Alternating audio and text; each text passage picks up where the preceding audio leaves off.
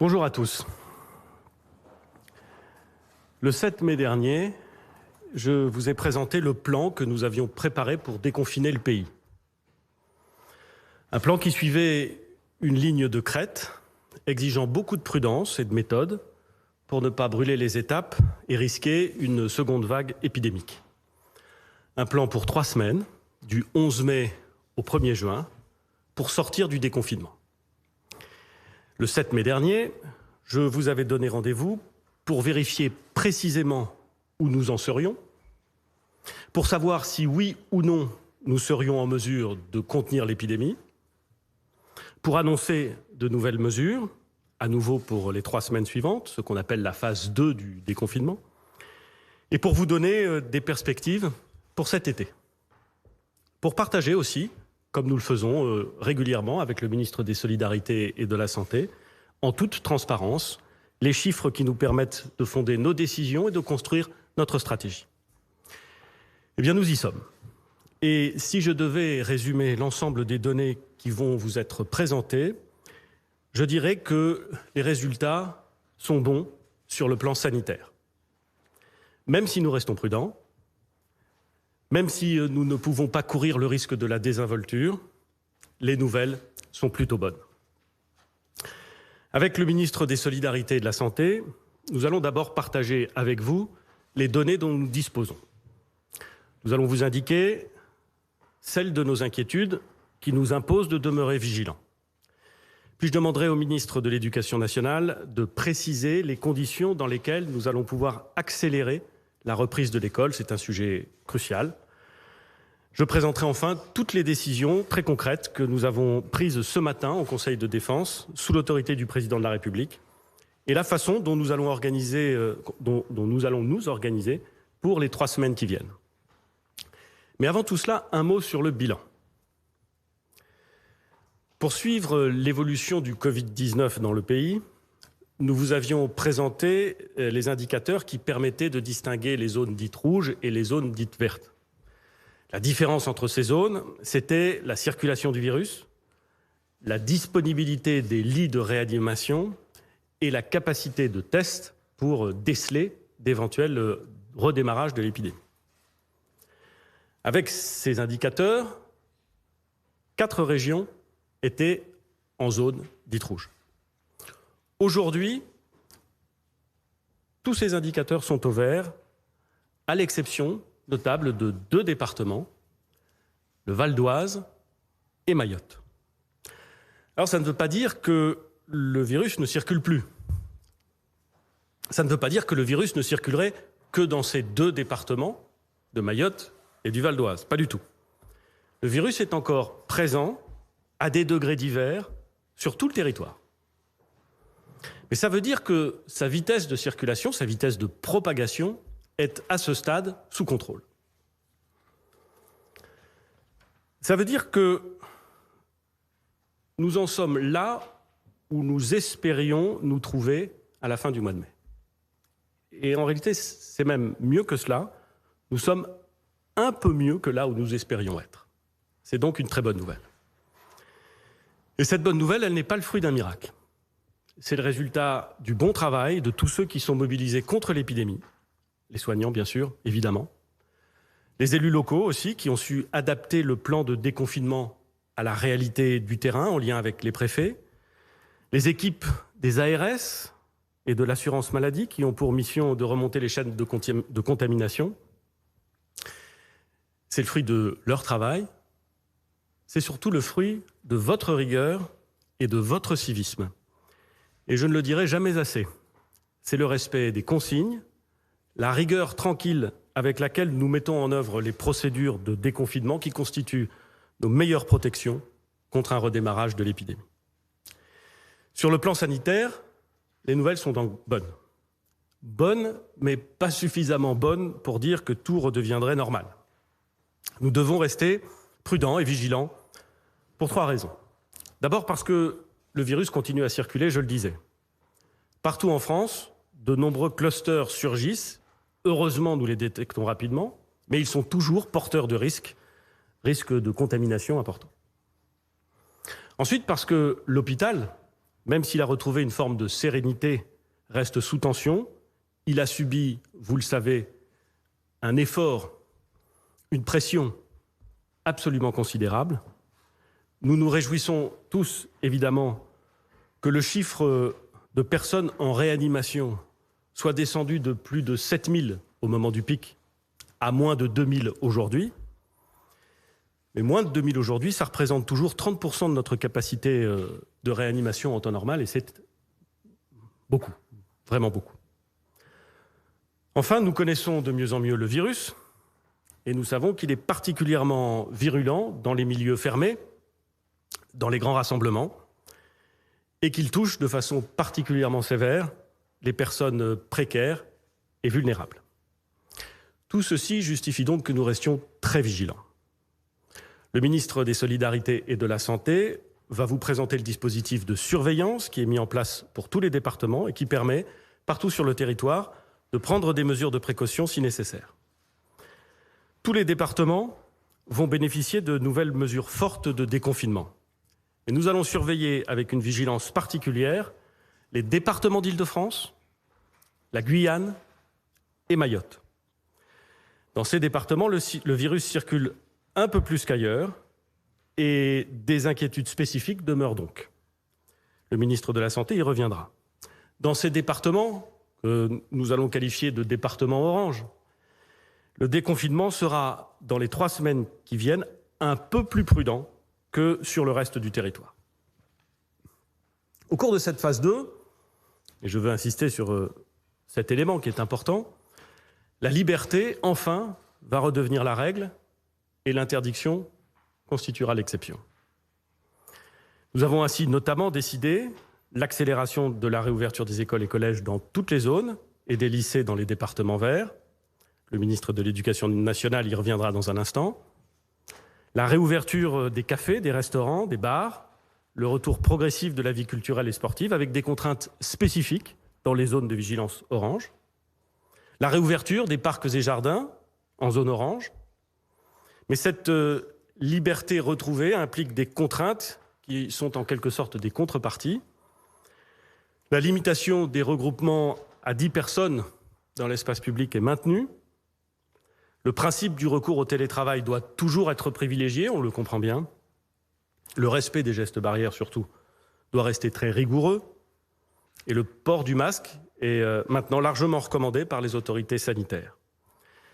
Nous continuons, et j'en suis désolé, mais c'est mon devoir, à limiter les formes de la vie sociale les plus propices à la transmission du virus. Les sports de contact, les boîtes de nuit, les regroupements de très large public. En particulier, le ministre le dira, il faut éviter les rassemblements de personnes dans les lieux couverts et sans organisation adaptée. Enfin, il faut continuer de veiller aux personnes vulnérables et leur demander de poursuivre leurs efforts pour se protéger. Je voudrais, avant de passer la parole au ministre de la Santé et des Solidarités, également insister sur l'urgence économique et sociale qui vient, ou en vérité sur l'urgence économique et sociale qui est déjà là. Le plan de confinement nous a obligés à mettre à l'arrêt une très grande partie de notre économie. Nous avons su prendre les mesures de chômage partiel pour limiter l'impact de ce choc sur les entreprises et sur leurs salariés. Nous avons mis en place des dispositifs de solidarité indispensables, puissants, qui sont venus accompagner et qui accompagnent du mieux qu'il est possible celles et ceux dont l'activité économique se trouve interrompue. Mais gardons en tête que s'ouvre aujourd'hui un nouveau front et que le pays va devoir se battre contre l'impact d'une récession historique. Les chiffres présentés par Pôle emploi ce matin l'attestent et sonnent l'urgence.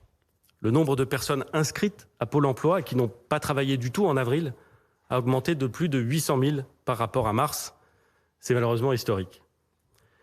Le déconfinement va donc nous permettre de reprendre une vie presque normale, de souffler après l'épreuve, mais il doit aussi sonner la mobilisation de tous, le moment d'une reprise vigoureuse, organisée, déterminée. Nous aurons l'occasion d'y revenir. Je vais passer la parole au ministre des Solidarités et de la Santé, Olivier Véran, pour qu'il nous fasse un point sur les éléments et la situation sanitaire à ce jour. Merci, Monsieur le Premier ministre. Je voudrais prendre un temps pour détailler avec vous les 4 indicateurs que nous avons mis en place et que nous suivrons désormais. Le premier indicateur, c'est ce qu'on appelle l'incidence. La pression épidémique est analysée grâce à l'incidence. C'est quoi une incidence? C'est le nombre de personnes infectées sur une semaine sur 100 000 habitants. Cet indicateur, nous lui avons mis 2 seuils.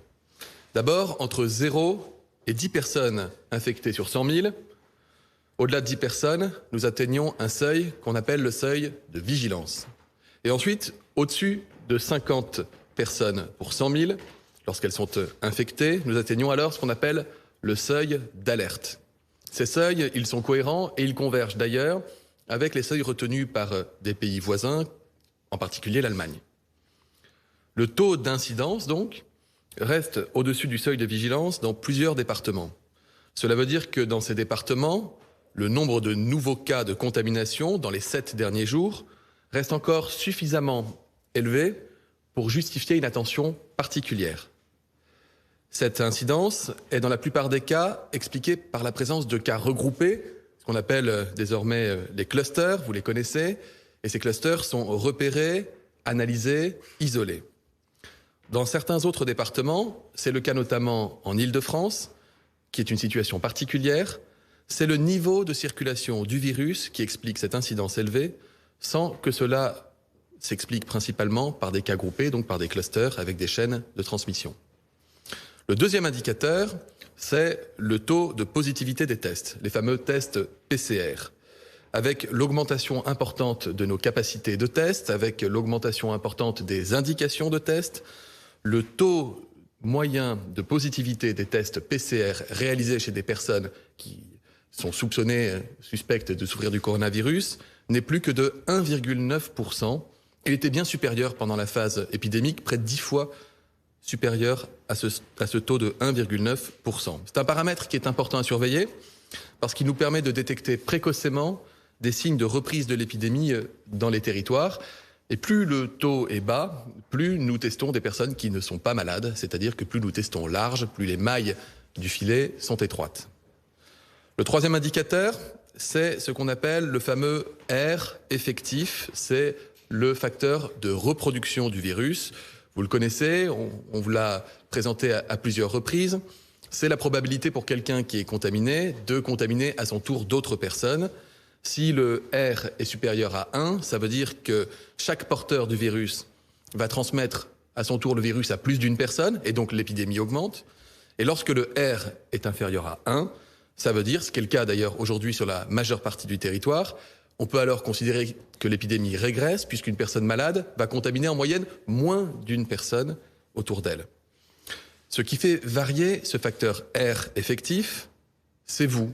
C'est-à-dire, c'est le comportement que vous adoptez depuis plusieurs semaines avec le respect des gestes barrières, le respect de la distanciation physique. Et c'est en suivant rigoureusement ces mesures que nous pourrons continuer de faire reculer l'épidémie jusqu'à éradiquer la présence du virus sur tout le territoire. Enfin, le quatrième indicateur, c'est le taux d'occupation des réanimations. Cet indicateur, vous le connaissez, nous l'avions présenté lors de la précédente conférence de presse. C'est un niveau qui reflète la saturation des hôpitaux, avec encore des malades, en grand nombre d'ailleurs, dans les réanimations de nos hôpitaux. Nous avons modifié les seuils de cet indicateur de manière à accompagner le retour progressif à la normale. Ainsi, nous avons abaissé le seuil de vigilance à 40% alors qu'il était auparavant à 60% et le seuil d'alerte à 60% alors qu'il était auparavant à 80%. C'est-à-dire que lorsqu'il y a plus de 60% des patients qui sont en réanimation à cause d'une infection à coronavirus, on considère que le seuil d'alerte est dépassé. Cet indicateur, comme la fois précédente, nous l'appliquons à l'échelle régionale, car c'est à l'échelle des régions qu'on doit penser le taux d'occupation des hôpitaux et des réanimations.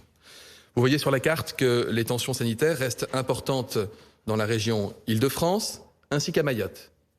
Dans la région Grand Est, nous avons passé depuis quelques jours à peine sous le seuil, nous sommes passés sous ce seuil de 40%, ce qui est une bonne nouvelle et qui permet de classer la région Grand Est désormais en vert. L'occupation des réanimations est un point de vigilance important pour nous, d'autant plus que le nombre total de patients en réanimation, les malades atteints du coronavirus et les malades atteints d'autres maladies, reste à un niveau très élevé. Ainsi, vous avez la carte des points de vigilance pour la phase 2 du confinement que le Premier ministre vous a présentée et qui est ainsi basée sur ces 4 différents indicateurs. Sur cette carte, et sauf pour l'Île-de-France qui est dans une situation particulière sur laquelle je vais revenir, les départements en orange sont ceux pour lesquels il y a au moins 2 indicateurs sur les 4 au-dessus des seuils des vigilances et pour lesquels, après une analyse approfondie, nous considérons qu'il faut maintenir une vigilance renforcée. En Île-de-France, cette vigilance est justifiée en raison de la persistance à la fois d'un taux d'incidence encore élevé sur certains départements de la région et d'un taux de patients hospitalisés en réanimation encore élevé.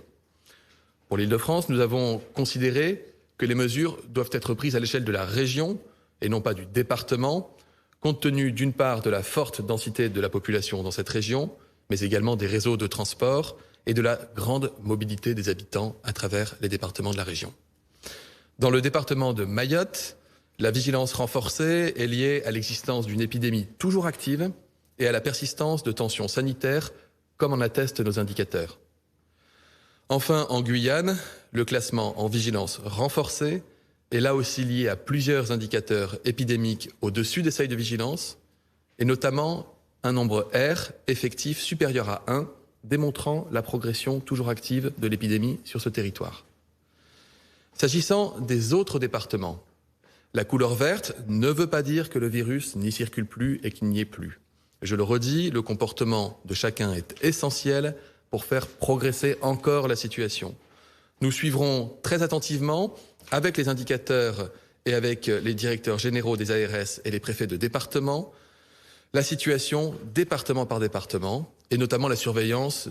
Nous surveillerons l'émergence d'éventuels clusters qui permettront, à chaque fois que ce sera nécessaire, de prendre des mesures territoriales adaptées, parfois à l'échelle d'un département, parfois à des échelles plus petites, ainsi que nous l'avons d'ailleurs fait, souvenez-vous, au stade 1, mais également au stade 2 de l'épidémie. Parlons maintenant, Monsieur le Premier ministre, des tests. Vous le savez, la France a déployé une stratégie offensive qui tient en 3 mots: protéger, tester, isoler, afin de mieux contrôler la diffusion du virus. Grâce au déploiement massif des tests PCR, grâce à la mise en place d'un système de centralisation numérique des données, nous avons la capacité de tester chaque personne symptomatique et tous les cas contacts à risque, et nous pouvons également mener des programmes de dépistage spécifiques. À ce stade, plus de 80% des résultats des tests PCR sont rendus en moins de 36 heures. Notre capacité de test nous met en possibilité de faire autant de tests que nécessaire.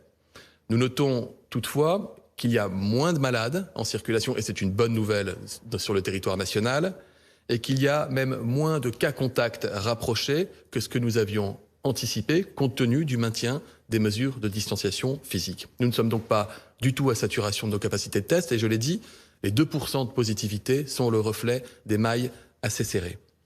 Nous menons également des opérations en population asymptomatique dans toutes les régions du territoire national, y compris là où personne n'appelle parce qu'il n'y a pas de symptômes. Et ça nous permet de vérifier que ce n'est pas parce qu'il n'y a pas de symptômes qu'il n'y a pas une circulation active du virus. Nous avons une règle de conduite: garantir à tous ceux qui doivent faire un test d'y avoir accès, veiller à ce que personne ne reste à l'écart.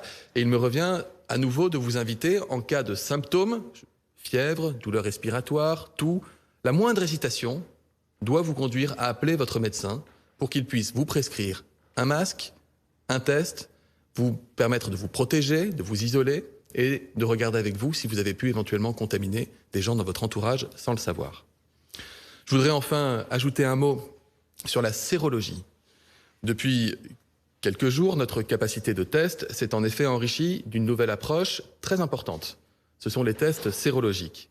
Ces tests ne permettent pas de détecter la présence d'un virus, mais la réaction immunitaire, et donc de savoir si une personne a développé des anticorps contre le virus, et donc ça veut dire qu'il a été exposé à la maladie, avec ou sans symptômes, et qu'il en a gardé une mémoire immunitaire dont on estime qu'elle a vocation à protéger vis-à-vis du risque de virus. Mais je veux être très clair, un test sérologique positif ne doit absolument pas changer votre comportement. Vous pouvez encore contaminer d'autres personnes sans le savoir, parce que si vous serrez la main de quelqu'un qui est malade, même si vous-même ne tombez pas malade, vous pouvez ensuite serrer d'autres mains ou déposer du virus sur des surfaces et ainsi contaminer d'autres personnes. Les mesures de distanciation sociale s'imposent donc à tous, avec une sérologie positive ou négative. La Haute Autorité de Santé a publié une liste de tests. Ces tests sont désormais pris en charge à 100% par l'assurance maladie, lorsqu'ils sont prescrits évidemment par un médecin et selon les indications de la Haute Autorité de Santé, ainsi que pour les personnels de santé et les personnels des EHPAD qui peuvent désormais, s'ils le souhaitent, bénéficier d'une sérologie en laboratoire. J'insiste, la sérologie ne remplace pas le test PCR. La sérologie ne vous dira pas si vous êtes malade un jour donné. La sérologie vous dira si vous avez été malade par le passé. Il s'agit de tests qui sont désormais fiables, avec des critères d'utilisation précis, validés, et l'accès à ces tests remboursés ne se fera que sur prescription, évidemment. Merci, Monsieur le ministre des Solidarités et de la Santé. La deuxième phase de déconfinement dans laquelle nous entrons va, et c'est heureux d'une certaine façon, entraîner nécessairement une multiplication des interactions sociales et des contacts de proximité, notamment dans des lieux publics. Il peut arriver que lorsqu'on est dans un lieu public avec d'autres personnes, on les connaisse. Et que si l'on est malade, on soit en mesure de donner leur nom, puis éventuellement leur numéro de téléphone à ceux qui doivent remonter les chaînes de contamination. Et ça permet de faire le travail efficacement. Mais il peut également arriver, chacun le comprend bien, que parce qu'on est dans le métro ou dans le tramway, on se trouve en contact rapproché avec des gens qu'on ne connaît pas, qui ne nous connaissent pas, et dont, par exemple, l'exploitant de transport en public ne peut dire ni à l'un ni à l'autre quelles étaient les personnes autour de lui. C'est la raison pour laquelle, en plus, évidemment, du respect systématique des gestes barrières, de la distanciation physique, nous avons voulu, sur proposition du secrétaire d'État au numérique, Cédric O, que je veux remercier pour l'excellent travail accompli en la matière, nous avons voulu mettre à la disposition des Français un outil complémentaire du travail des enquêteurs sanitaires, c'est l'application mobile Stop Covid. Stop Covid n'est pas l'arme magique contre l'épidémie, mais elle est un instrument complémentaire d'autres instruments qui nous permet de lutter contre elle et qui va nous permettre de lutter demain encore plus efficacement contre elle. C'est d'ailleurs parce qu'elle a été conçue pour participer à l'effort de lutte contre l'épidémie, dans un certain nombre de cas, que le Conseil scientifique, l'Académie de médecine, l'Ordre des médecins, le Comité pilote d'éthique du numérique ont jugé utile le recours à une telle application avec les garanties qu'elle présente.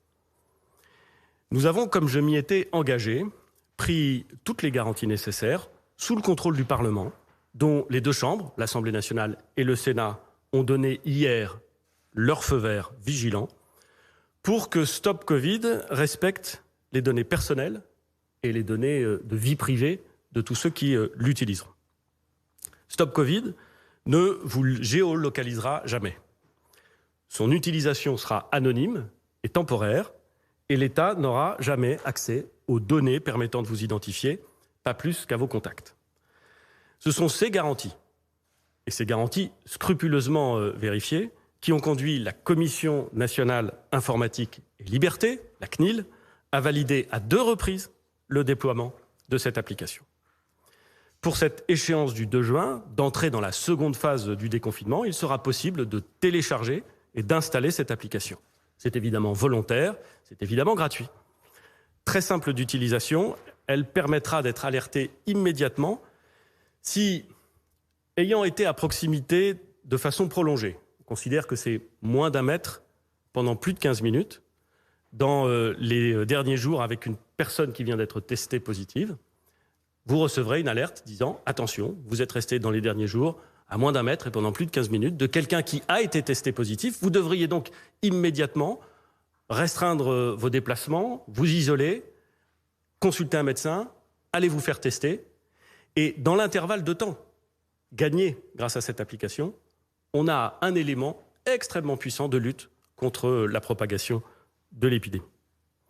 C'est pourquoi j'invite tous ceux qui me regardent et tous nos concitoyens à utiliser cet outil complémentaire pour se protéger, mais aussi pour protéger leurs proches et pour protéger les autres. Voilà ce que je voulais dire s'agissant de cet outil nouveau qui sera disponible à compter du 2 juin. Et je vais passer la parole sur un sujet différent, mais absolument essentiel, au ministre de l'Éducation nationale pour qu'il évoque avec nous les conditions dans lesquelles nous allons pouvoir accélérer la reprise de l'école pour les enfants, les collégiens, les lycéens de notre pays. Monsieur le ministre. Merci, Monsieur le Premier ministre. Comme nous le disons depuis quelques semaines, la réouverture des écoles et des établissements est une urgence sociale. C'est aussi un impératif éducatif. Faut-il le rappeler, l'école est bonne pour tous les enfants et en période de crise peut-être encore plus qu'en période ordinaire.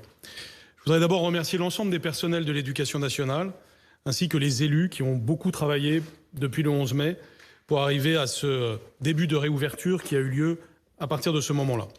Et notamment s'agissant des collèges aussi pour les départements verts. Depuis le 11 mai, la priorité est toujours la même. C'est garantir la sécurité des personnels et des élèves. C'est pourquoi nous avons un protocole sanitaire très rigoureux. Nous l'avons mis en place pour donner les garanties de santé à tous, les élèves bien sûr, mais aussi les adultes, et afin donc de rassurer aussi l'ensemble du pays et de permettre ce retour progressif souhaité par le Président de la République et le Premier ministre. La méthode suivie est toujours la même. C'est celle du pragmatisme, c'est aussi celle de l'esprit collectif. Nous avons donc travaillé avec les élus qui ont été étroitement associés à la réouverture des écoles. Nous avons travaillé évidemment avec les personnels et nous avons d'ailleurs permis que les plus fragiles puissent continuer à être au télétravail. Et puis nous avons eu aussi un travail avec les familles, par l'information aux familles, en continuant à offrir un enseignement à distance aussi, et bien entendu en tenant compte du fait que la situation au mois de mai était une situation d'amorce, une situation nécessairement imparfaite, mais une situation qui permettait des améliorations progressives. Après cette amorce du mois de mai, nous devons arriver maintenant à une amplification au mois de juin. Et donc, nous allons le faire dans le respect du protocole sanitaire et en ayant aussi à l'esprit ce que nous préparons pour le mois de septembre. S'agissant des écoles, je voudrais commencer par faire un bilan de la première phase que nous venons de connaître depuis le 11 mai. Comme vous le voyez sur la carte, plus de 80% des écoles primaires ont été ouvertes et ce chiffre progresse chaque jour. C'est plus de 90% des communes qui ont décidé de rouvrir leurs écoles et nous travaillons avec le 10% des communes restantes pour atteindre l'objectif de 100% dès la semaine prochaine. Nous avons noté une légère différence entre les départements qui se trouvent en zone rouge et les départements qui se trouvent en zone verte. C'est d'ailleurs normal. Si par exemple dans le département du Finistère, 100% des écoles sont ouvertes, dans l'Oise, qui est un département qui a été particulièrement touché par l'épidémie, eh bien 58% des écoles sont ouvertes et nous sommes en constante progression. On peut voir aussi la proportion des élèves en école primaire. À ce jour, on note encore une différence sensible entre les départements verts et les départements en zone rouge. Certains départements ont accueilli peu d'élèves, d'autres ont pu immédiatement en accueillir plus de la moitié. Il est évident que nous allons aller vers la hausse dans l'ensemble des départements. Le chiffre de 22% d'élèves ne traduit pas le fait qu'il y a plus d'élèves qui ont retrouvé l'école, puisque, bien entendu, il y a des rotations. Par exemple, à Bordeaux, c'est près de 60% des enfants qui sont retournés en classe depuis le 11 mai. En réalité, nous devons aussi aller chercher les élèves qui en ont le plus besoin. C'est notre priorité, c'est une priorité sociale et une priorité éducative. Et c'est notamment le travail des enseignants, mais aussi avec l'ensemble des partenaires, pour aller chercher ces enfants, ces élèves qui ont le plus besoin de l'école et qui parfois n'y sont pas encore allés. Dans la phase 2, celle qui s'ouvre à partir du 2 juin, toutes les écoles seront ouvertes. Et donc les dernières communes qui n'ont pas encore ouvertes ouvriront. Toutes les familles qui le souhaitent doivent pouvoir scolariser leurs enfants, au moins sur une partie de la semaine. Comme les règles sanitaires restent en vigueur, avec des contraintes qui, nous le savons tous, sont fortes, il y aura toujours des groupes de 15 élèves maximum. Mais il est indispensable de proposer un accueil complémentaire aux familles. C'est pourquoi nous développons particulièrement au mois de juin le programme Sport, Santé et Culture Civisme, qui doit permettre d'avoir des activités notamment sportives et culturelles, mais aussi d'éducation à la santé et d'éducation civique, conçues avec les communes, avec un financement de l'État pour soutenir les communes. Et nous signons de plus en plus de conventions pour cela, de façon à ce que cela se déploie pleinement au mois de juin. En d'autres termes, les élèves peuvent être soit en classe, en petits groupes, soit dans ce type d'activité, notamment quand les parents doivent travailler. Bien entendu, c'est là aussi un développement progressif. Tout ne sera pas parfait du jour au lendemain. Ce qui est important, c'est de progresser. Si je parle maintenant des collèges, là aussi on peut faire un premier bilan de la phase 1, qui est très courte s'agissant des collèges. Comme vous le savez, nous avons ouvert depuis plus d'une semaine les collèges en zone verte. Ils l'ont été à 95,5%.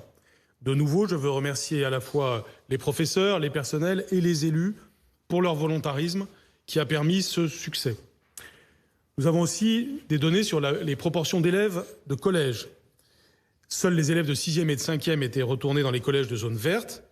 Cela représente 28% des collégiens.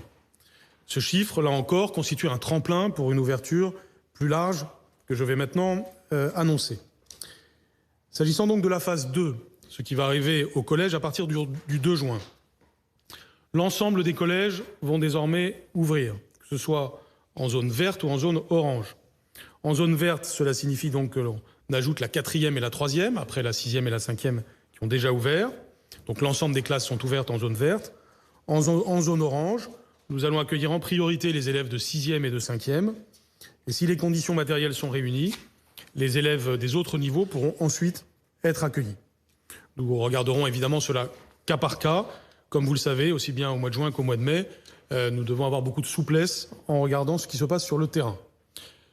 Le protocole sanitaire est maintenu pour les collèges aussi, bien sûr, et donc nous aurons des systèmes d'alternance. Et là aussi, le système sport, santé, culture, civisme que j'évoquais tout à l'heure peut s'appliquer pour les élèves des collèges. Avant d'aborder la question des lycées, je voudrais faire un point rapide sur la reprise de la scolarité des enfants en situation de handicap. Ils ont fait partie de nos premières priorités. Nous y avons travaillé beaucoup avec Sophie Cluzel, en charge de ce secteur, et 80% des ULIS, donc les unités spécialisées pour les élèves en situation de handicap, ont pu rouvrir dans les écoles et dans les collèges.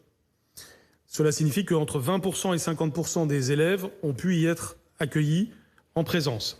C'est évidemment un progrès important, ça n'est pas suffisant et nous voulons aller plus loin et nous avons ce sujet au cœur de nos priorités. Comme partout, notre objectif est donc d'arriver à ce que dès la semaine prochaine, 100% des ULIS soient ouvertes. Enfin, je voudrais parler des lycées. En commençant par dire que notre première priorité, c'est les lycées professionnels. Ils sont au cœur de notre attention, d'abord parce qu'il y a plus de décrochage en lycée professionnel, et ensuite parce qu'il y a des besoins particuliers en ce mois de juin.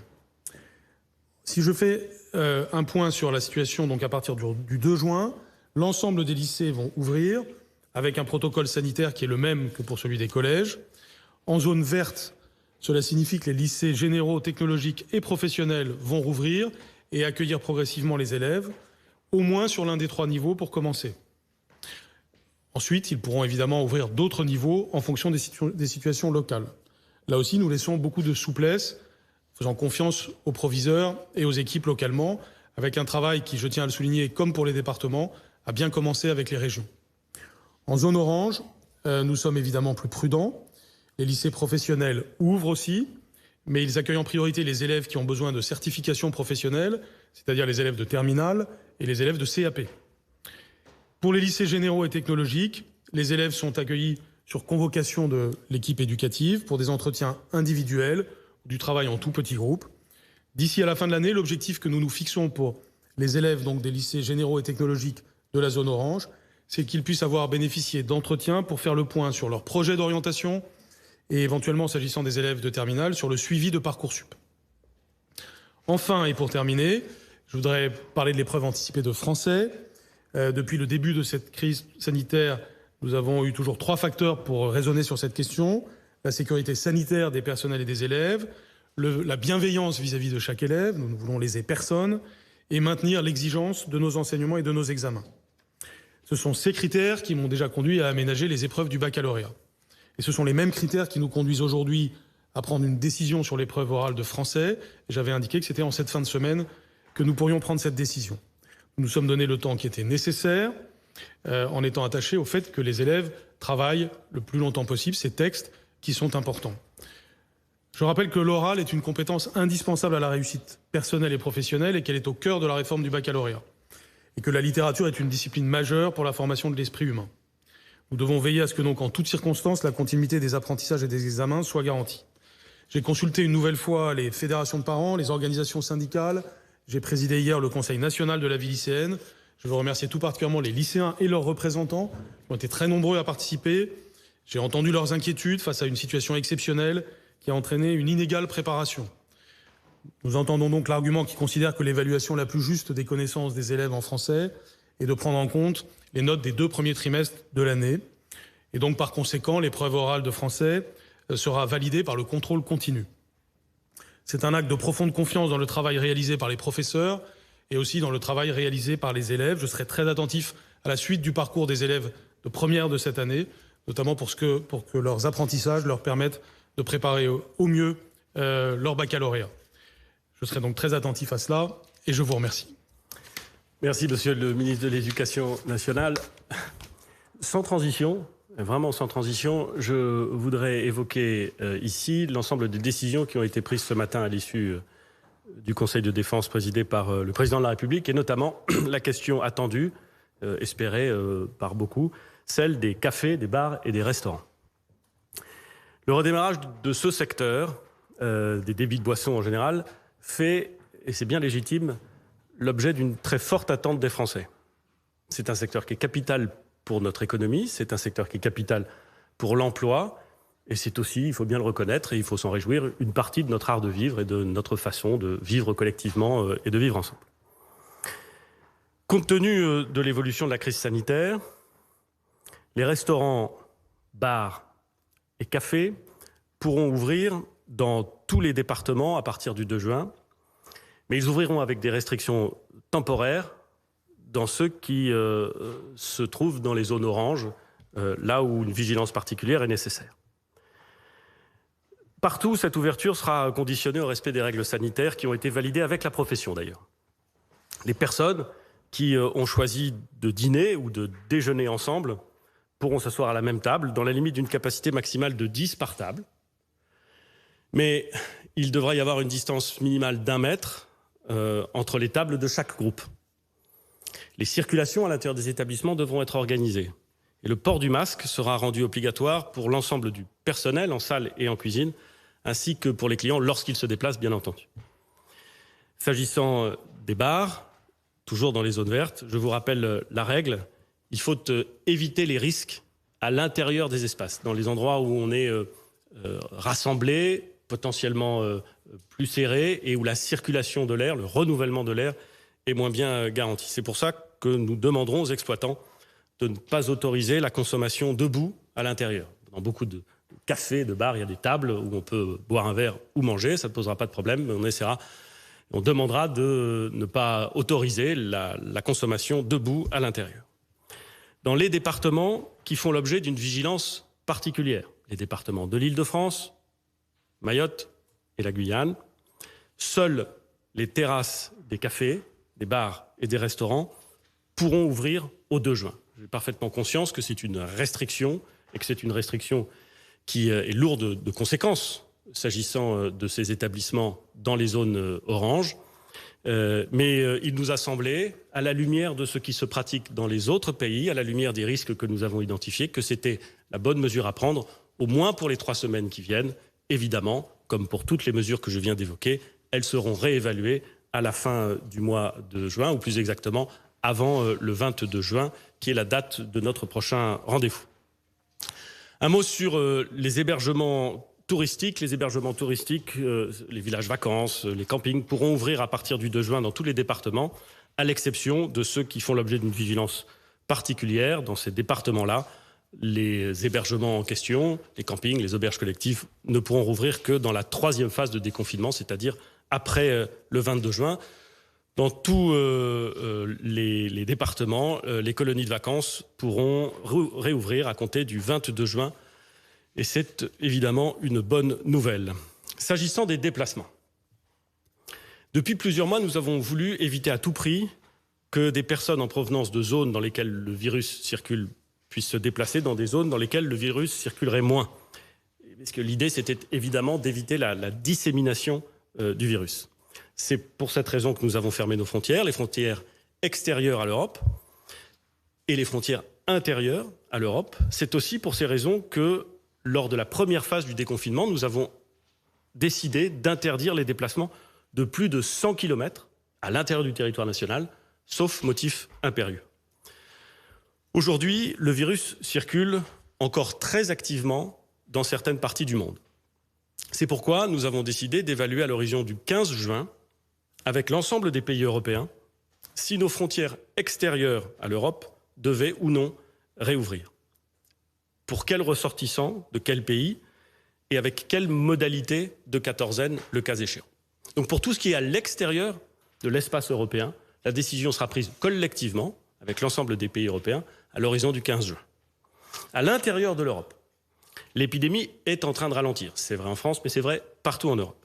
C'est pourquoi la France sera favorable à une réouverture des frontières intérieures de l'Europe à compter du 15 juin, si la situation sanitaire le permet, bien entendu, sans quatorzaine pour les voyageurs en provenance de pays européens. Mais comme nous le faisons depuis le début de la crise, nous appliquerons des mesures de réciprocité vis-à-vis des États européens qui décideraient de fermer leurs frontières ou d'imposer des quatorzaines aux Français. À l'intérieur du pays, en France, comme je l'ai expliqué, même si certains déplacements nécessitent encore une vigilance importante, la tension est globalement moindre qu'au début du déconfinement. La mesure d'interdiction de déplacement de plus de 100 km a été très utile durant ces 3 dernières semaines pour limiter la propagation du virus.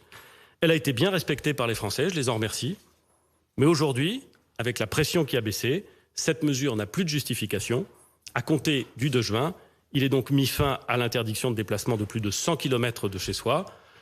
Je voudrais dire que la fin de cette interdiction ne doit pas signifier un relâchement dans la tension. Il est bien vrai que moins on circule, moins le virus se propage. Aussi, j'en appelle à la responsabilité de chacun. Vous pouvez vous déplacer, vous pouvez aller en congé annuel, mais dans toute la mesure du possible, si vous pouvez différer un déplacement lointain, c'est probablement plus raisonnable. Et j'appelle chaque Français, dans le cadre de ces nouvelles règles, au même esprit de responsabilité dont ils ont fait preuve depuis le début de cette crise. Un point important pour tous nos concitoyens sur la culture, les loisirs et les vacances. Grâce aux efforts faits par chacun pour respecter les gestes barrières, la distanciation physique, notre vie sociale, notre vie culturelle, notre vie sportive va pouvoir reprendre plus largement. Je l'ai dit, dès ce week-end, les parcs et jardins seront ouverts sur tout le territoire, en zone dite orange, comme partout en France. Le port du masque pourra être imposé dans de nombreux espaces. À la demande des maires, les préfets pourront, par mesure de précaution supplémentaire, imposer le port du masque dans les espaces publics. Ce sera aux acteurs locaux d'en décider. À compter du 2 juin, seront aussi également réouverts sur tout le territoire les plages, les lacs, les plans d'eau, les musées, les monuments seront également ouverts sur l'ensemble du territoire. Le port du masque il sera lui aussi obligatoire. Pour un certain nombre d'activités, une distinction va cependant devoir encore être réalisée dans les 3 prochaines semaines entre les zones vertes et les zones oranges. Dans les zones vertes, les salles de spectacle et les théâtres pourront ouvrir à compter du 2 juin. Je ne méconnais absolument pas la difficulté pratique de réouvrir ces équipements dès lors que la programmation s'est trouvée perturbée, que les répétitions n'ont pas pu intervenir. Mais il nous semble que si certains peuvent le faire, alors qu'ils le fassent. Les règles de distanciation physique devront y être respectées par une organisation spécifique des places assises, une gestion des flux conforme au protocole sanitaire de ces espaces et le port du masque y sera obligatoire. Dans les mêmes zones vertes, les activités sportives pourront aussi ouvrir plus largement avec l'ouverture des gymnases et des salles de sport. Je sais que c'était une décision attendue par beaucoup à l'approche de l'été. Les piscines y seront également ouvertes dès le 2 juin. Toujours dans les zones vertes, les parcs de loisirs seront ouverts pour les activités permettant la distanciation physique avec le respect de règles strictes et notamment une jauge maximale de 5000 personnes permettant là encore d'éviter les trop grands brassages de population. Pour les installations que je viens de citer, les salles de spectacle, les théâtres, les gymnases, les salles de sport, les piscines, les parcs de plein air, elles ne seront ouvertes dans les zones oranges qu'à compter du 22 juin. Enfin, partout sur le territoire, les cinémas rouvriront à compter du 22 juin. C'est une demande qui nous a été faite par les exploitants de cinéma eux-mêmes qui voulaient que la réouverture soit nationale, de façon à pouvoir organiser la programmation des salles. Et nous faisons droit à cette demande. Elle interviendra à compter du 22 juin prochain. Je voudrais insister sur le fait que notre notre plus grand adversaire, ce sont les très grands rassemblements. Et le risque est d'autant plus fort qu'ils auraient lieu dans un espace confiné, couvert, et sans organisation spécifique. Dans les espaces de plein air, une jauge maximale de 5000 personnes, qui pourra, le cas échéant, être revue à la baisse par les préfets, sera fixée. Dans les espaces couverts et confinés, par exemple les salles de concert, et en fonction de l'activité, les exploitants devront proposer et garantir des règles d'usage adaptées, notamment sur la capacité d'accueil et la distanciation physique. Nous partons là encore sur une logique qui est une logique de prudence, mais qui est aussi une logique de confiance. Et nous considérons qu'au stade où nous nous trouvons de l'épidémie, les exploitants de lieux ouverts ou fermés, plus exactement couverts ou de plein air, sont capables de déterminer les conditions d'organisation de leur salle, les conditions de déambulation, les conditions de croisement, de distanciation physique, et que s'ils sont capables de les organiser, alors ils doivent le mettre en œuvre de façon très stricte, et que s'ils ne sont pas capables de l'organiser et de le garantir, alors il est préférable qu'ils n'ouvrent pas. C'est à eux que revient cette responsabilité, et bien entendu les services de l'État, et je le crois volontiers, l'ensemble des collectivités territoriales, les assisteront pour faire en sorte que cette réouverture puisse se passer dans les meilleures conditions. Jusqu'au 21 juin, jusqu'au 22 juin, en vérité, un certain nombre d'interdictions vont demeurer dans les lieux qui ne sont pas organisés, ou plus exactement qui ne peuvent pas l'être, et qui ne doivent pas l'être d'ailleurs, les lieux qui ne sont pas sous la responsabilité d'un gestionnaire d'équipement, dans l'espace public par exemple, les rassemblements resteront limités à 10 personnes.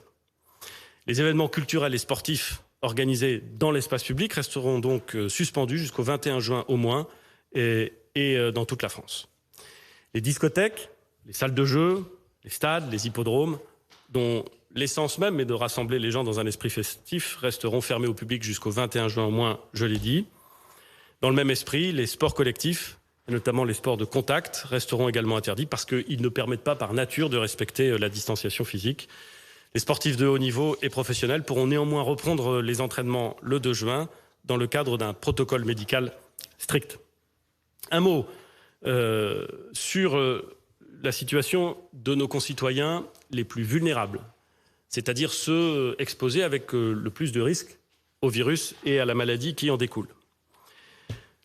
Il est vrai que nous déconfinons le pays parce que le virus circule moins, mais nous devons conserver une vigilance maximale pour protéger les personnes à risque, les personnes les plus susceptibles d'être frappées par les cas graves de la maladie.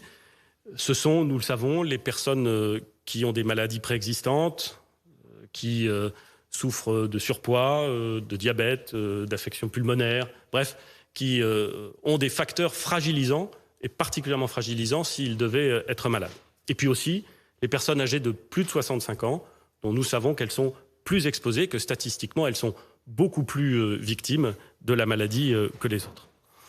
Pour cela, il faut appliquer rigoureusement les gestes barrières, pratiquer la distanciation physique, on ne le dira jamais assez, et limiter les contacts quand on est une personne vulnérable. Limiter les contacts, ça ne veut pas dire les interdire, ça ne veut pas dire les proscrire, ça veut dire faire en sorte de, là encore, faire confiance à l'intelligence de ceux qui se savent fragiles et à la vigilance de ceux qui les entourent. Pour limiter ces contacts, les personnes vulnérables qui travaillent doivent, à chaque fois que c'est possible, continuer à télétravailler. Quand ça n'est pas possible, elles continueront à être indemnisées au titre de l'activité partielle. Nous avons également mis en place une consultation qu'on appelle bilan et vigilance, qui est prise en charge à 100% par l'assurance maladie, pour ceux qui n'ont pas consulté leur médecin pendant la période de confinement et qui doivent impérativement le faire de façon à vérifier que leur état de santé ne doit pas faire l'objet d'une surveillance particulière ou de mesures ou de traitements particuliers. Enfin, pour ceux qui se posent des questions sur le virus et sur les moyens de protection, en particulier pour les personnes isolées, nous avons mis en place le numéro vert que vous connaissez, le 0800 130 000, qui demeurera actif. J'ai eu plusieurs fois l'occasion d'évoquer de façon spécifique la situation des Outre-mer français. Vous le savez, parce que ce sont souvent des territoires insulaires, à l'exception de la Guyane, ils sont souvent des territoires plus fragiles par leur équipement sanitaire et parfois par les fragilités d'un certain nombre des populations qui y vivent. La nouvelle phase de déconfinement va être engagée évidemment dans les Outre-mer aussi, en conservant cependant des mesures de contrôle très strictes des déplacements vers ces territoires et des mesures strictes de quatorzaine lorsqu'on y arrive. Nous visons toujours, si les conditions sanitaires nous le permettent, une ouverture plus large des vols pour les vacances. C'est essentiel pour ces territoires. D'ici là, nous allons expérimenter, et je parle bien d'une expérimentation, une nouvelle forme de quatorzaine dans certains territoires avec un test qui sera réalisé au bout de 7 jours et pourra conduire, s'il est négatif, à adapter les contraintes imposées aux personnes. Il faut que nous soyons en mesure d'imaginer les bons dispositifs pour les territoires insulaires. C'est un impératif qu'ils nous demandent et c'est sur quoi nous sommes en train de travailler. À Mayotte, l'épidémie reste active. Une première évolution du déconfinement a été décidée lundi dernier avec la réouverture de certaines écoles, mais nous allons rester extrêmement vigilants. Nous allons d'ailleurs rester également vigilants sur la situation en Guyane, compte tenu de la taille de certains clusters, compte tenu aussi de la situation dans le pays frontalier de la Guyane qu'est le Brésil.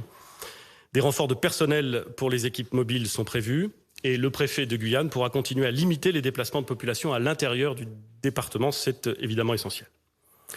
Quelques mots sur les perspectives pour l'été.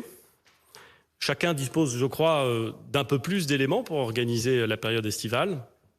Les déplacements, y compris en Europe, seront, je l'espère, autorisés. Concernant les relations hors Europe, il nous faudra nous harmoniser avec nos pays voisins et prendre des décisions en fonction de l'état et de l'évolution des risques.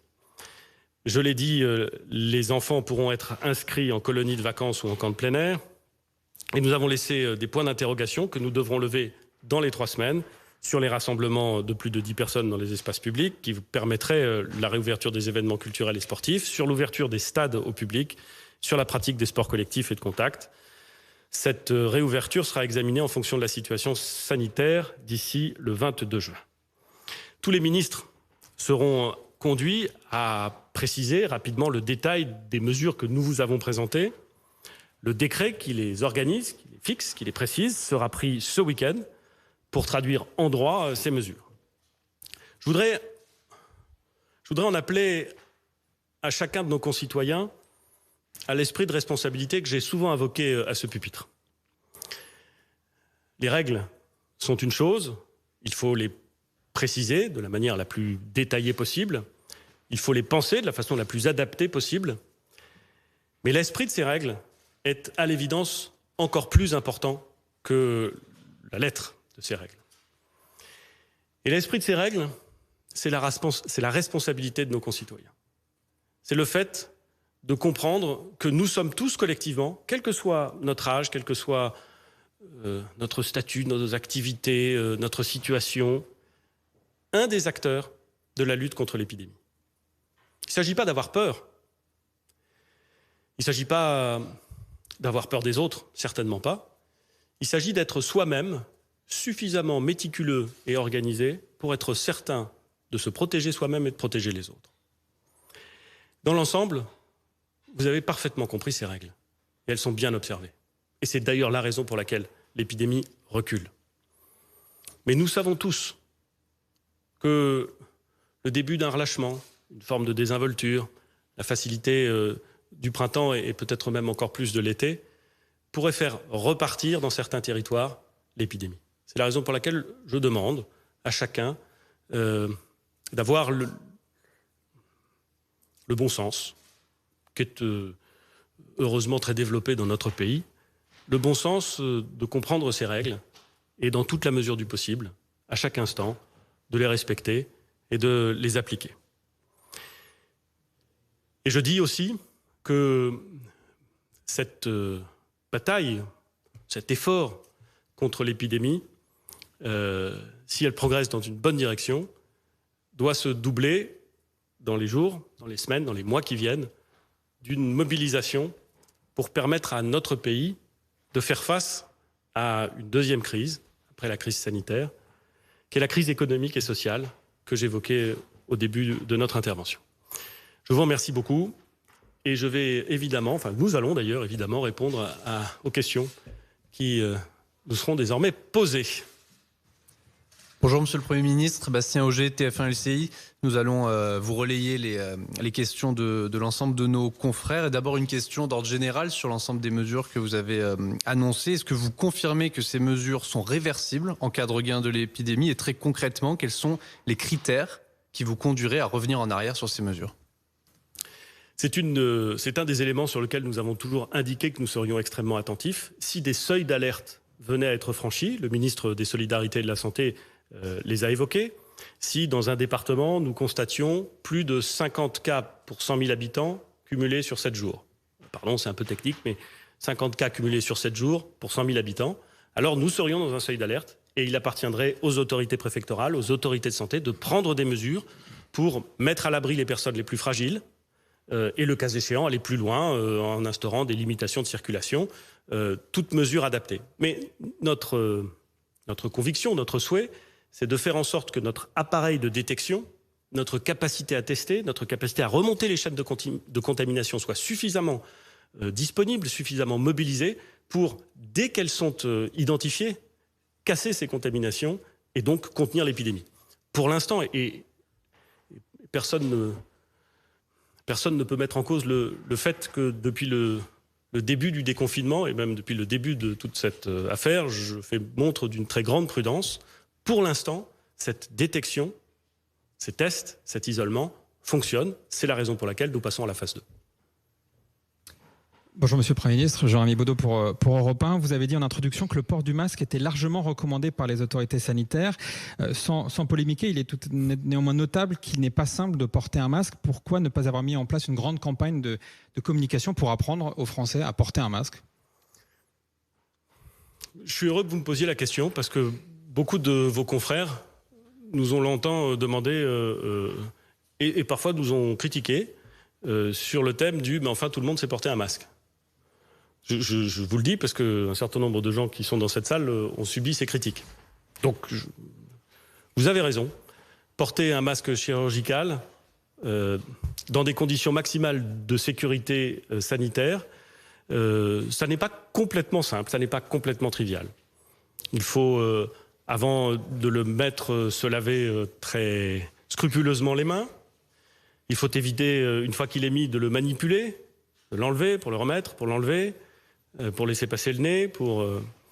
Et nous voyons, je pense, tous nos concitoyens peuvent le constater, et ce n'est pas une critique, c'est un constat, que parfois dans la rue, ou parfois dans tel ou tel bureau, nous voyons un certain nombre de nos concitoyens avec le masque descendu, placé autour de la gorge, pour ensuite être remis. Enfin, on sait que si on fait ça, on ruine l'intérêt du port du masque.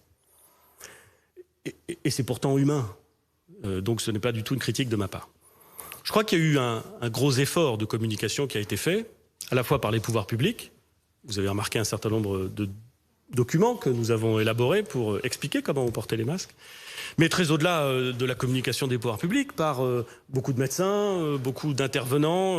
Moi, j'ai vu beaucoup de petits clips, d'ailleurs remarquablement faits, très inventifs, très clairs, faits parfois par des infirmières, parfois par des médecins, disant comme ça on peut le mettre, comme ça il ne faut pas le mettre. C'est bon, voilà. Et donc je pense que nos concitoyens, au fond, savent comment on porte le masque. Après, c'est un effort et c'est une exigence, et c'est parfois difficile, et il y a parfois des relâchements. Il faut, sans jamais critiquer, sans jamais essayer d'expliquer. C'est ce que nous essayons de faire, et c'est ce qu'il va falloir continuer à faire. Bonjour Monsieur le Premier ministre, bonjour Messieurs les ministres. Elisa Bertholomé, BFM TV. Vous avez dit en début de conférence de presse, les résultats sont bons sur le plan sanitaire. Est-ce que ça accrédite, selon vous, la thèse d'un virus saisonnier? Je vais peut-être laisser la parole au ministre des Solidarités et de la Santé, parce que dès lors qu'on parle de questions médicales, sur le caractère saisonnier ou non du virus, je ne suis pas le mieux placé pour en parler. Monsieur le ministre. Bien, il y a des hypothèses, mais il n'y a pas de preuves. Et donc nous ne pouvons pas fonctionner à partir d'hypothèses. On doit anticiper toutes les hypothèses, mais on aime bien quand même les sciences qui sont fondées sur les preuves. Donc à ce stade, nous n'avons pas d'études ni françaises ni internationales qui permettent de démontrer qu'il y aurait une saisonnalité. On sait par exemple que la grippe saisonnière a tendance à disparaître quand le printemps et quand les beaux jours arrivent, parce que les gens sont davantage dehors et que donc ça diminue, et puis il y a moins d'humidité, ça peut diminuer la circulation du virus. C'est pas démontré pour le coronavirus, mais on suit ça évidemment avec attention, et des études épidémiologiques qui sont en cours. Et je vais vous faire, en complément, exactement dans le même esprit bien entendu que le ministre des Solidarités et de la Santé, la réponse que m'a faite le professeur Delfrécy, le président du comité de scientifique, qui lui est médecin et qui s'y connaît, quand je lui ai posé la même question. Parce qu'évidemment, tout le monde se pose la question. Il nous a répondu que dans les pays à climat tempéré, 80% des virus de ce type avaient tendance à disparaître pendant l'été, ce qui est plutôt une bonne nouvelle, et que 50% de ces 80% avaient vocation à réapparaître et à se redévelopper au moment de l'automne. Voilà. Une fois que j'ai dit ça, je n'ai pas répondu à votre question, parce que vous ne savez pas dans quelle catégorie on va tomber, et moi non plus. Si je peux me permettre de compléter le complément du Premier ministre, observez que, en tout cas, c'est pas lié à des températures, ni à une hygrométrie particulière, puisque vous voyez ce qui se passe au Brésil, notamment, qui n'est pas un pays très froid et qui ne rencontre pas particulièrement de saison automnale comme on peut les rencontrer en France. Et on voit que le virus a pu circuler dans certains pays indistinctement selon la température qui y régnait. À l'inverse, il n'y a pas eu d'épidémie en Grèce, sans qu'on sache véritablement expliquer pourquoi. Et même à l'échelle de la cartographie du pays, de la France, il y a des départements dans lesquels le virus a beaucoup circulé, le Grand Est, et des endroits, la Dordogne, la Lozère, où le virus n'a pas ou peu circulé. Et là, ce n'était pas lié à des conditions météo-climatiques. Et c'est d'ailleurs la raison pour laquelle nous allons rester prudents. Parce que, évidemment, on pourrait imaginer que dès lors qu'il a disparu pendant l'été, ou que sa circulation a tellement diminué pendant l'été, il n'y a plus rien à faire. Sauf qu'il est possible qu'il revienne. Il y a des hypothèses qui ne sont pas négligeables, qui nous disent qu'il pourrait revenir. Et la pire des choses à faire, ce serait donc de désarmer notre dispositif. Et nous allons donc, pendant tout l'été, que ce soit dans la préparation de la rentrée scolaire, que ce soit dans l'ensemble des décisions qui vont être prises d'organisation par le ministère de la Santé et des Solidarités, étudier avec attention l'ensemble des signes qui permettraient de déceler un éventuel redémarrage de l'épidémie et préserver toutes les mesures qui nous permettent de détecter, d'isoler et donc de protéger. Et c'est d'ailleurs la raison pour laquelle j'ai présenté l'application Stop Covid, puisque l'application Stop Covid, aujourd'hui, est un complément, à l'évidence, mais dans l'hypothèse où l'épidémie repartirait à l'été ou à l'automne, elle viendrait compléter le dispositif déjà existant. Bonjour. Jérémy Marot de l'AFP. Beaucoup de questions de mes confrères concernant l'éducation et la reprise dans les écoles. Est-ce que vous pouvez confirmer dans un premier temps que les écoles n'ont pas été des foyers épidémiques à l'aune de ces 2 dernières semaines de déconfinement et à ce titre-là, à cette aune-là, pourquoi ne pas avoir assoupli le protocole sanitaire et revu les seuils d'accueil dans les écoles et dans les crèches ? Bien, alors sur la première question, il est toujours important de rappeler que même pendant la période de confinement, nous avons eu une sorte de service d'accueil pour les enfants de soignants. Ça concernait 30 000 élèves par jour en moyenne, et il n'y a pas eu de problème sanitaire majeur. Ensuite, depuis le déconfinement, le début du déconfinement, donc depuis le 11 mai, nous avons ce protocole sanitaire très strict, et parmi les éléments de ce protocole, il y a justement le fait de fermer de manière assez systématique une classe ou une école lorsqu'il y a l'épidémie autour. C'est évidemment les autorités de santé qui sont décisives pour de telles choses, et c'est ainsi que nous avons parfois dû fermer des écoles que nous avions ouvertes.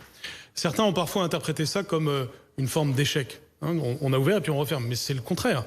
C'est précisément une souplesse de notre part. Bien sûr, c'est une contrainte, bien sûr, c'est désagréable, mais ça fait partie de notre logique de pragmatisme. Et je rappelle qu'il y a plus de 40 000 écoles en France. Donc ça ne peut pas être considéré comme des foyers, mais ça peut être considéré comme des mesures que nous prenons pour éviter qu'il y ait des foyers. Et c'est donc cela qui s'est passé. Et sur votre deuxième question, dans ce cas-là, ne faut-il pas assouplir le protocole ? C'est précisément parce que nous avons un protocole strict que nous évitons qu'il y ait des foyers. Donc nous devons rester prudents, c'est ce que nous faisons. Et bien entendu, si les choses s'améliorent dans le futur, nous espérons tous que nous pourrons avoir un protocole moins strict, mais nous avançons pas à pas avec pragmatisme. Et là aussi, pour aller dans le sens du ministre de l'Éducation, nous attendons, évidemment avec beaucoup d'impatience, les éléments qui résulteront des études permettant de caractériser la possibilité pour des enfants, notamment pour des jeunes enfants, de transmettre le virus à des adultes. Vous savez qu'il y a beaucoup de questions qui ont été posées là-dessus, et croyez-moi, on se les pose également, et je sais que des études sont en cours, qu'elles sont sur le point d'être publiées. Je ne peux pas donner le résultat des études avant qu'elles soient publiées, mais je peux vous dire que nous les attendons avec impatience. Vous l'avez dit dans votre propos liminaire, l'école est bonne pour tous les enfants. Néanmoins, on comprend que des élèves dans les zones oranges de 4e, de 3e, des lycéens ne retourneront pas du tout en cours avant la rentrée de septembre. Pour cela, est-ce que c'est pas une catastrophe annoncée? Et question additionnelle, comment faites-vous concrètement pour aller chercher les décrocheurs? Comment êtes-vous sûr que ce sont bien eux qui reviennent en cours actuellement? Alors, c'est deux questions bien distinctes en effet. D'abord, sur le premier point, je rappelle que l'instruction est obligatoire. Dans la période exceptionnelle que nous vivons, la seule chose qui peut être différente entre un élève et un autre, c'est le fait d'aller physiquement ou pas à l'école. Mais l'instruction est obligatoire. Concrètement, ça signifie qu'on doit soit aller à l'école, soit être dans un lien grâce à l'enseignement à distance. Mais un élève ne doit pas être dans une situation sans aucune scolarisation, sans aucun lien avec l'école. Nous savons tous qu'il y a pour autant, malgré ces principes, eu du décrochage pendant le confinement. Nous l'avons chiffré à 4% en moyenne, mais c'est parfois beaucoup plus dans certains endroits, puisque ça n'est qu'une moyenne. Je rappelle qu'en Europe, nous sommes probablement l'un des pays qui a eu quand même le moins de décrochage scolaire. Ça reste un phénomène important que nous évaluons donc à environ 500 000 élèves. Alors sur la première dimension de votre question, ce qui est important de dire, c'est que même un élève de 4e et de 3e en zone orange garde un lien avec son collège par l'enseignement à distance et peut-être... conformément à ce que j'ai dit tout à l'heure, parce que son collège va quand même réussir, après avoir ouvert 6e et 5e, à ouvrir 4e et 3e. Ensuite, s'agissant des lycéens, là toujours en zone orange, puisqu'en zone verte, c'est-à-dire pour quand même une très grande majorité de la France, ce lien va exister, j'ai bien indiqué qu'il y avait un entretien individuel, ce qui est évidemment quelque chose d'important. Autrement dit, tout élève a vocation à retrouver physiquement à un moment donné son établissement et à avoir quelque chose qui finalement ne se passe pas tellement forcément en temps ordinaire, qui est d'avoir un entretien individuel qui peut aller loin, qui peut aussi aller vers des cours en tout petits groupes ciblés pour telle catégorie d'élèves. Donc on va aller vers une personnalisation maximale du lien entre l'établissement, l'élève et sa famille. Donc c'est pas du tout la rupture d'un lien, au contraire, c'est l'aménagement des choses pour tenir compte des contraintes sanitaires qui sont fortes, c'est vrai, mais aussi du fait qu'on veut faire réussir tous les élèves. De ce point de vue-là, sur votre deuxième question, enfin la deuxième dimension de votre question, c'est d'une certaine façon ma priorité principale. Nous devons encore aujourd'hui aller chercher les élèves qui en ont le plus besoin. Et il est malheureusement exact de dire qu'au mois de mai, c'est pas forcément eux qui sont venus en premier. C'était malheureusement ce que l'on pouvait attendre. Et donc, nous avons déclenché toute une série de mobilisations, et nous continuons, pour que le mois de juin permette à ces élèves de venir. Je pense par exemple au CP et CE1 de réseau d'éducation prioritaire.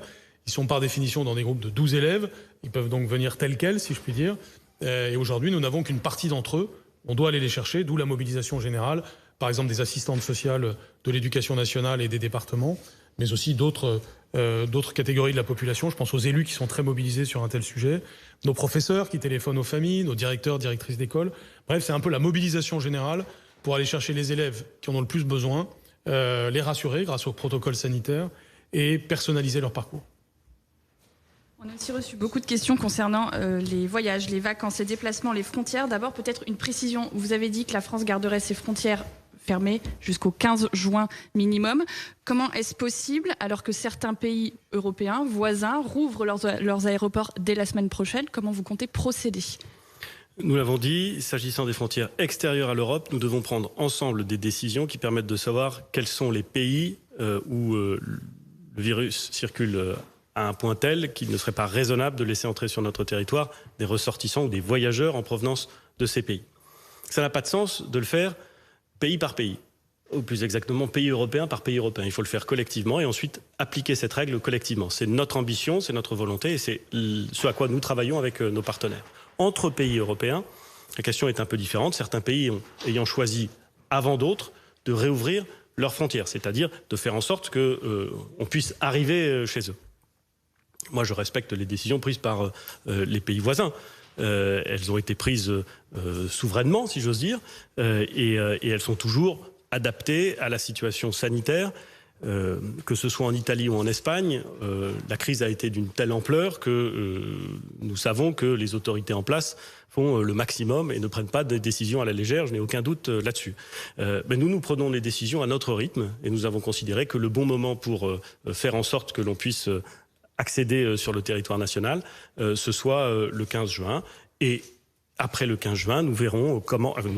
Nous ouvrirons les frontières à l'intérieur de l'Europe, je l'ai indiqué, sans quatorzaine, j'allais dire quarantaine, sans quatorzaine, mais avec la possibilité de prendre des mesures en réciprocité si des pays européens venaient à prendre des mesures de quatorzaine à l'égard des Français.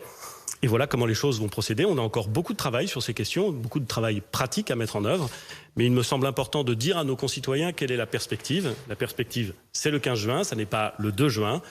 Et dans les conditions qu'on aura l'occasion de préciser. Et donc concrètement, un Français qui voudrait se rendre en Italie dès la semaine prochaine pourrait un Français qui voudrait se rendre en Italie pourrait. Il pourrait se rendre en Italie au sens où l'Italie ne lui interdirait pas l'accès à son territoire. Et que nous n'interdisons pas l'accès à notre territoire des ressortissants français quand ils reviennent en France. Vous le savez, c'est déjà le cas aujourd'hui. Mais un ressortissant étranger ne pourrait pas aller en Italie et revenir en France facilement. Une question d'Outre-mer 360 qui concerne le sujet très spécifique des Outre-mer du Pacifique. Qu'en est-il pour leur déplacement à eux, qui ont nécessairement une escale à faire aux États-Unis pour la Polynésie, par exemple, au Japon pour la Nouvelle-Calédonie? Alors, je ne vais pas être en mesure de répondre à toutes les questions, et notamment aux questions d'escale, parce qu'elles dépendent des régimes juridiques de chaque pays, et au risque de vous décevoir, je ne suis pas capable de déterminer dans le détail les régimes juridiques applicables dans tous les pays du monde. J'en suis désolé, mais honnêtement, je ne vois pas comment je pourrais. En revanche, ce qui est certain, c'est que ce soit en Polynésie ou en Nouvelle-Calédonie, et singulièrement en Nouvelle-Calédonie, il y a un régime de quatorzaine auquel les populations de Nouvelle-Calédonie sont extrêmement attachées. D'abord à cause de leur histoire. La propagation des virus apportés de l'extérieur a bien souvent suscité des ravages considérables dans l'histoire de ces territoires. Et nous avons donc veillé à faire en sorte que les quatorzaines applicables en Nouvelle-Calédonie et en Polynésie soient très strictes et à faire en sorte que chacun puisse les observer. Et de ce point de vue-là, il y a un enjeu très particulier et nous ne voulons prendre aucun risque en la matière. Comme je l'ai indiqué tout à l'heure, ce que nous cherchons à faire, c'est, tout en garantissant les conditions de sûreté et de sécurité sanitaire, veiller à imaginer des nouveaux protocoles qui permettraient d'accéder plus facilement au territoire insulaire, mais avec toutes les conditions de sûreté garanties. Et c'est un travail qu'il faut faire avec les médecins pour vérifier que le protocole que nous proposerons sera parfaitement adapté aux enjeux. Nous avons un certain nombre de questions économiques, notamment cette question de l'AFP TF1 LCI. Vous en avez d'ailleurs parlé vous-même. L'urgence économique illustrée par les mauvais chiffres du chômage, une reprise hésitante. Est-ce que tout ça, ça a dicté l'accélération du déconfinement ? J'ai indiqué très tôt, on n'en avait pas encore commencé avec le déconfinement, avant le 11 mai, qu'à l'évidence, après le choc sanitaire, il y aurait un choc économique et social. Personne, en vérité, ne pouvait imaginer qu'une interruption aussi brutale de la production et aussi massive de la consommation, dans presque la moitié des pays du monde, ou en tout cas pour la moitié de l'humanité, passerait inaperçue.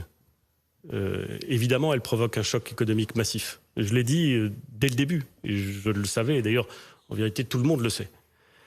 Donc, cette question n'a pas justifié ni une accélération ni un ralentissement de considérations qui ont été prises d'abord et avant tout pour protéger les populations.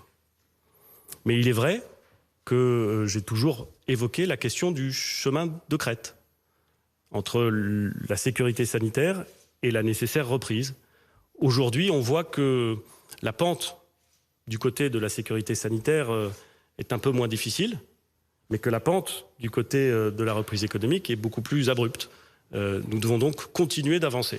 Nous sommes toujours sur ce chemin de crête, mais parce que les résultats sanitaires sont bons, nous pouvons avancer plus vite.